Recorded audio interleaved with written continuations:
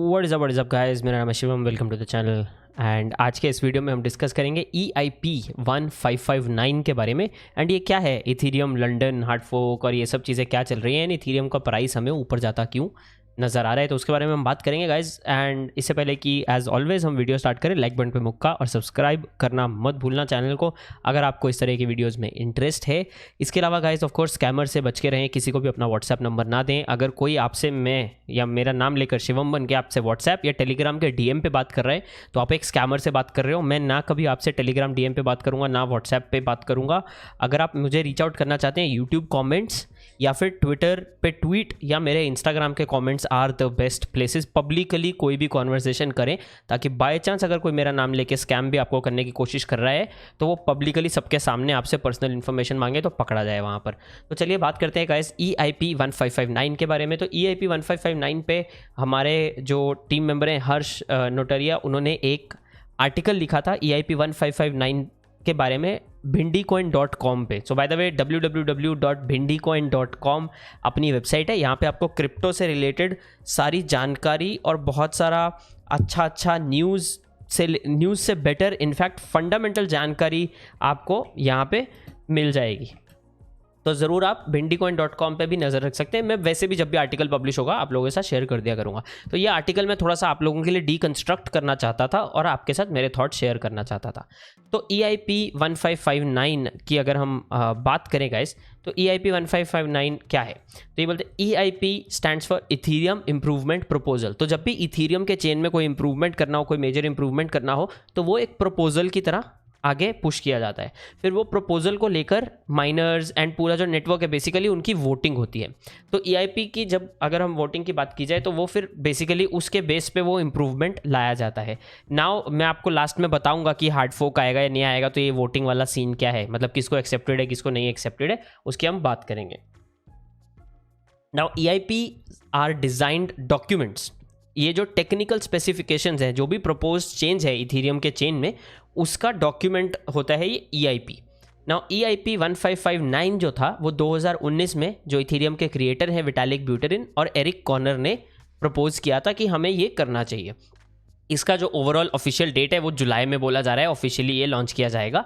EIP 1559 जो है guys, वो ऑलरेडी टेस्ट नेट में चल चुका है। अभी टेस्ट नेट में आ चुका है, मतलब रॉबस्टन वगैरह पे पब्लिश हो चुका है। तो अभी वो टेस्ट कर रहे हैं कि ये सब सही से चलता है या नहीं चलता है। उसमें ऑफकोर्स अगर आप जाके watch the burn website check करोगे तो आपको पता लगेगा कि EIP 155 के अंदर जो बर्न किया जा रहा है वो कितना इथीरियम बर्न हो सकता था अगर लास्ट इतने टाइम में ये पब्लिश हुआ होता। तो करंट मॉडल जो है, पहले करंट मॉडल की बात करते हैं, फिर EIP के बाद कैसा दिखेगा इथीरियम उसकी बात कर लेते हैं। तो जो गाइस करंट मॉडल जो है इथीरियम का, इथीरियम करंटली कैसा दिखता है वो ऐसा है, उसमें बहुत सीधी सी बात है कि ट्रांजैक्शंस को कंप्लीट करने के लिए यूज़र्स को एक गैस फी देनी पड़ती है, और माइनर्स उन लोगों को प्रायोरिटी देते हैं टेक्निकली जिनकी गैस फी हाई होती है। तो इसको बोलते हैं फर्स्ट प्राइस ऑक्शन मॉडल। मतलब बेसिकली जिसका प्राइस ज़्यादा होगा उसको ऑक्शन के हिसाब से उसको प्रायोरिटी दी जाएगी।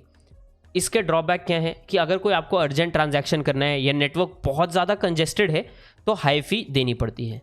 दूसरी बात इसमें है मेटामास्क में, जैसे मेटामास्क वॉलेट आप चूज़ करो तो वहाँ पे आप अपना जो फ़ी है आप उसका एक तरह से ब्रैकेट चूज़ कर सकते हो कि आपको स्लो ऑप्शन चाहिए, एवरेज चाहिए या फास्ट अपना ट्रांजैक्शन करना है, तो अकॉर्डिंगली आपको चूज़ करना पड़ता है। तो अगर आप नए हो ये थोड़ा सा आपके लिए कभी कभी टफ हो जाता है। उसके अलावा अगर हम देखा जाए इथीरियम नेटवर्क के कंजेशन की, तो कंजेशन अगर ज़्यादा हो, अगर मार्केट गिर रही है या बहुत ज़्यादा पंप हो रही है, तो क्या होता है उसमें फिर ये गड़बड़ आ जाती है कि यहाँ पे जो लोगों के ट्रांजैक्शंस हैं वो बहुत लंबा टाइप अटके रह जाते हैं, और फिर ये ऐसी वाली बात हो जाती है, जल्दी बोल कल सुबह पनवेल निकलना है वाली बात, ठीक है। और उसके अलावा जब बहुत सारा कंजेशन आता है तो गैस फी ना बहुत एकदम स्पाइक कर जाती है। मतलब क्या, अगर आपको याद हो कि जब ये लास्ट डंप आया था उसके आसपास इथीरियम का क्या फी चल रहा था गैस ट्रांजैक्शन का, $20 से $30 के भी अगर आपको ट्रांजैक्शन करने, जैसे मैं क्रिप्टो किटीज़ में ट्रांजैक्शन कर रहा था तो मुझे जो ओवरऑल ट्रांजैक्शन पड़ रहा था उसमें ऐसा पड़ रहा था कि अगर मैं $35 की क्रिप्टो किटी खरीद रहा हूँ, ठीक है, तो $35 की क्रिप्टो किटी पे गैस फी मुझे $500 पड़ रहा था। दैट काइंड ऑफ ट्रांजैक्शन, मतलब तो वो बहुत ही एक यूज़र के हिसाब से बहुत ही घटिया सी चीज़ हो जाती है। तो अब EIP 1559 क्या करता है, नंबर 1 ये जो ट्रांजैक्शन फ़ी है इसको ज़्यादा प्रिडिक्टेबल बनाएगा, मतलब इसमें ज़्यादा वेरिएशंस को मिनिमाइज करने की कोशिश की जाएगी। पर ये जो EIP 1559 है ना, ये सिर्फ फ़ी को प्रिडिक्टेबल बनाने के लिए या फ़ी कम करने के लिए नहीं है, इनका गोल और भी है, मैं आपको उसमें भी बताऊंगा क्या है। मेन है जो ट्रांजैक्शन कन्फर्मेशन का डिले है वो रिड्यूस हो जाएगा। इसके अलावा जो ट्रांजैक्शंस की दी जाने वाली फ़ी है उसको रिड्यूस करने का काम किया जाएगा। दूसरा, इसमें ओवरऑल जो इसका प्रपोजल क्या है, ये जो फ़ी वाला मॉडल है ना, इसमें से जो स्पाइक्स हैं उनको कम किया जाएगा। स्पाइक कम करने की वजह से ये ओवरपेड जो ट्रांजैक्शंस होते हैं जिनके लिए उतना पे करने की ज़रूरत नहीं थी, वो ट्रांजैक्शंस हो पाएंगे। उससे क्या होगा, उससे यूज़र के लिए बहुत ही फ़ायदा है। माइनर्स थोड़ा सा गुस्सा होंगे बट यूज़र को फ़ायदा ही फ़ायदा है, तो उसमें भी हम बात करते हैं। तो क्या होगा इसमें, आप देखो, ब्लॉक साइज़ का जो मैक्सिमम गैस लिमिट है वो 25 मिलियन पे चला जाएगा 12.5 मिलियन से, जिससे क्या होगा, एक ब्लॉक में ज़्यादा ट्रांजैक्शंस हो सकते हैं। करेक्ट, क्योंकि वो डबल हो गया मैक्सिमम गैस लिमिट। ठीक है, एक बात नंबर 1। दूसरा, जो माइनर टिप का कॉन्सेप्ट है, मतलब क्या, माइनर एक ट्रांजैक्शन करेगा, उसको माइन करने का या वो ट्रांजैक्शन प्रोसेस करने का जो बंदा गैस फी देता था वो तो नहीं मिलेगा, वो तो पूरा का पूरा बर्न कर दिया जाएगा। ठीक है, बेस फी जिसको बोलते थे, उसकी जगह माइनर टिप का एक कॉन्सेप्ट आ जाएगा। तो मैं अगर इथीरियम पे कोई ट्रांजैक्शन कर रहा हूँ एज अ यूज़र, मैं उस माइनर को बोल सकता हूँ मैं आपको $50 टिप दूंगा, आप मेरा ट्रांजैक्शन जल्दी कर दो, ऐसा। मतलब अगर उसको सही एकदम आराम लेमन टर्म्स में एक सिंपल भाषा में आपको मुझे समझाना हो तो उसका फ़ायदा क्या होगा कि माइनर फिर टिप के बेस पे काम करेंगे, तो माइनर का जो अर्निंग है वो माइनिंग की बजाय टिप्स पे हो जाएगा, जो टिप उनको मिली है।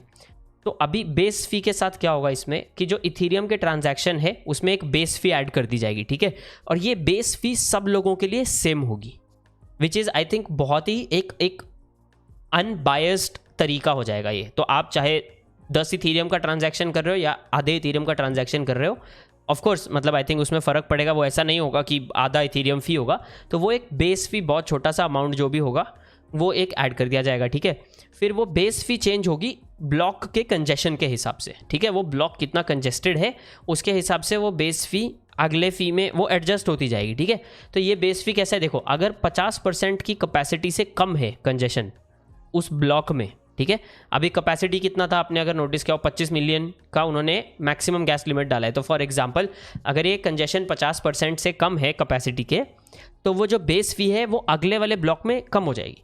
अगर कंजेशन बहुत ज़्यादा है तो, या ज़्यादा है रैदर, तो अगले ब्लॉक में ये जो बेस फी है ये थोड़ी सी बढ़ जाएगी। अभी इसमें एक चीज़ और है, अगर कंजेशन बहुत ही ज़्यादा है तो मतलब ज़मीन आसमान वाली बात है। तो उसको कैसे ये स्मूथ किया जाएगा, वो ऐसा है कि मैक्सिमम फ्लक्चुएशन जो है वो 12.5% का ही हमें देखा जा सकता है। तो अगर कंजेशन बहुत ही कम है तो 12.5% से ज़्यादा नीचे नहीं गिर सकती फ़ी, और 12.5% से ऊपर नहीं बढ़ सकती। तो फॉर एग्जांपल अगर आप $100 दे रहे थे, $100 से डायरेक्टली $500 नहीं जा सकती। दो ब्लॉक्स के बीच में ज़्यादा से ज़्यादा वो $100 से $112.5 पे ही जा पाएगी, उससे ऊपर नहीं जा सकती। ये एक इंपॉर्टेंट चीज़ है। All the base fee will be burned instead of going to miner का पॉकेट। पहले माइनर को दिया जाता था जैसे मैंने आपको बताया, अब ये बर्न कर देंगे, मतलब इथीरियम बर्न हो रहा है। मतलब क्या, इथीरियम की जो सप्लाई है मार्केट में वो कम होती जाएगी।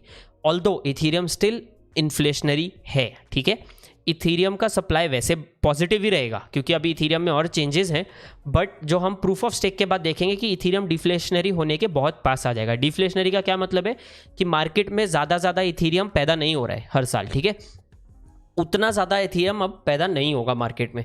तो उसकी वजह से क्या होगा, और काफ़ी सारा इथीरियम जब बर्न कर दिया जाएगा तो सप्लाई शॉक आएगा। तो वो सप्लाई शॉक की वजह से हमें इथीरियम के नेटवर्क में एक थोड़ा सा प्राइस का इंक्रीज़ या इथीरियम के प्राइस का इंक्रीज़ देखने को मिल सकता है।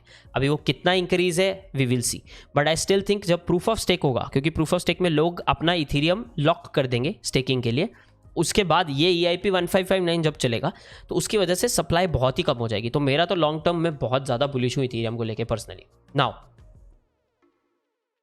फी cap, another concept of fee cap will be introduced. तो users who want to limit how much they want to pay. So अभी क्या होगा, instead of paying the base fee, fee cap में क्या होगा, बहुत सिंपल सा है। मान लो $100 की फ़ी चल रही है, ठीक है, आप बोलते हो यार मुझे $100 नहीं देना है, मुझे मेरी ट्रांजैक्शन के लिए $80 से ₹1 ऊपर नहीं देना है, तो आप वहाँ पे अपना जो फ़ी कैप है उसको $80 कर दो और आप आपका ट्रांजैक्शन लगा के छोड़ दो।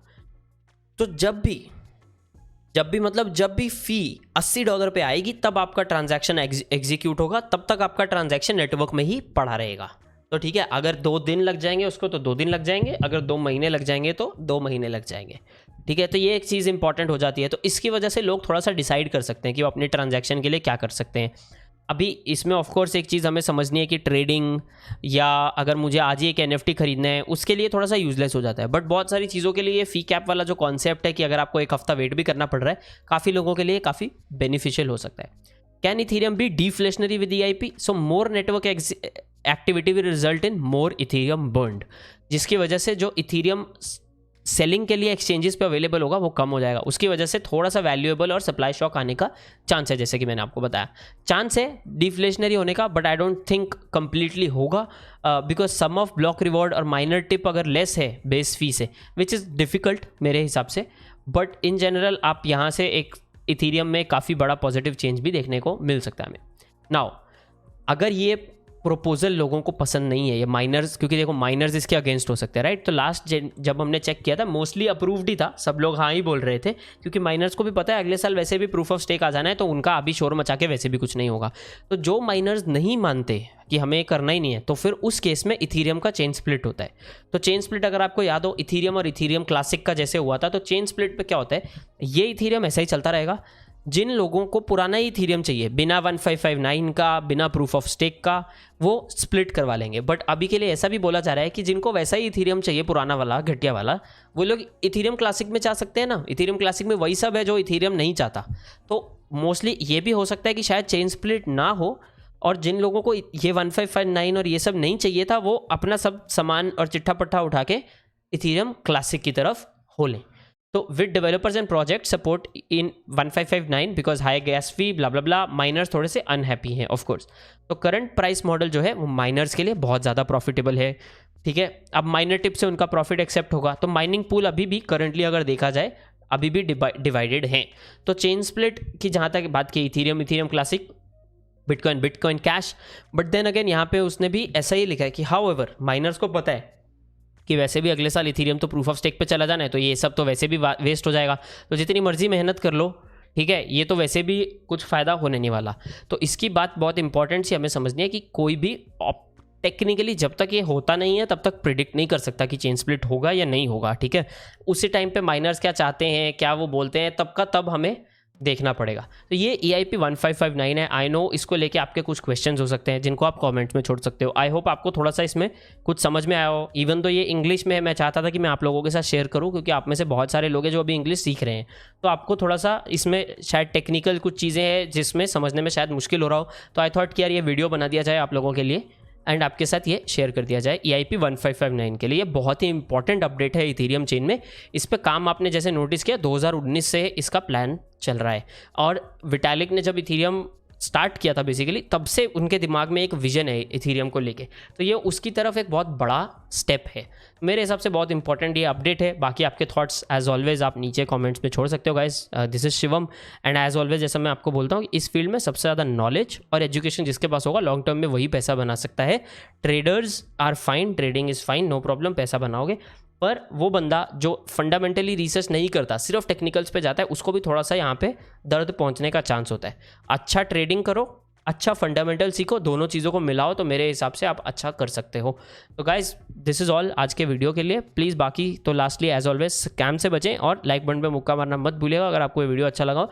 और अगर आपने अभी तक चैनल पे सब्सक्राइब नहीं किया तो ज़रूर सब्सक्राइब कर दें, आपको उससे पता चलता रहेगा जब भी मैं आप लोगों के लिए नए वीडियोज़ लाता हूँ। This is Shivam guys signing off. आप लोगों को मिलूंगा मैं अगले वीडियो में। चाओ चाओ।